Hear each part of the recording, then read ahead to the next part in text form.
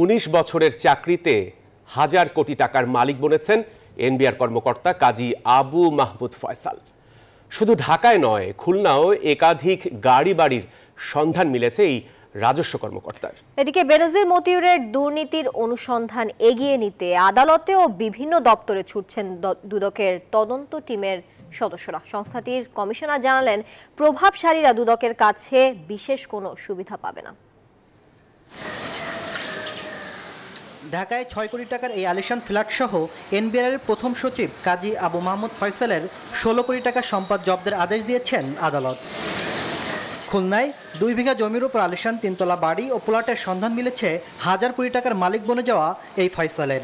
চারিদিকে যখন এই কর্মকর্তার বিত্ত বৈভবের গল্প আলোচনায় খোরাক যোগাচ্ছে, তখন ঢাকা থেকে বগুড়া করাঞ্চলে তাকে বদলি করেছে এনবিআর।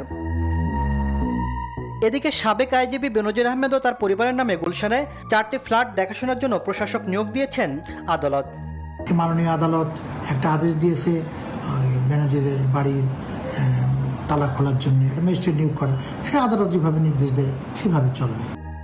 একই দিনে এনবিআরের কর্মকর্তা মতিউরের জমির তথ্য চেয়ে ঢাকাসহ বেশ কয়েকটি জেলার ভূমি অফিসে চিঠি দিয়েছে দুদক। আর বিদেশ যাত্রায় নিষেধাজ্ঞা প্রত্যাহার চেয়ে আদালতে আবেদন করেছেন তার প্রথম স্ত্রী লায়লা কানিজ লাকি। যেখানে যেখানে নোটিশ যা দেওয়া দরকার তার নোটিশ দিচ্ছে, এবং আমি জানছি সাব রেজিস্ট্রি অফিস পর্যন্ত নোটিশ দেওয়া হয়েছে। এটা চলবে, এবং ওনাকে আমাদের প্রত্যেকটা অনুসন্ধান কর্মকর্তা স্বাধীন নিরপেক্ষভাবে কাজ করতে পারে। কারোর জন্য বিশেষ কিছু বা কারোর জন্য অবিশেষ কিছু তা দুদক করে না। দুদক সকলের জন্য সব কিছুই করে আইনানুগভাবে। চলমান দুর্নীতিবাজদের বিরুদ্ধে দুদকের অনুসন্ধান নির্ধারিত সময়ের মধ্যে শেষ হবে বলেও জানান দুদকের কমিশনার।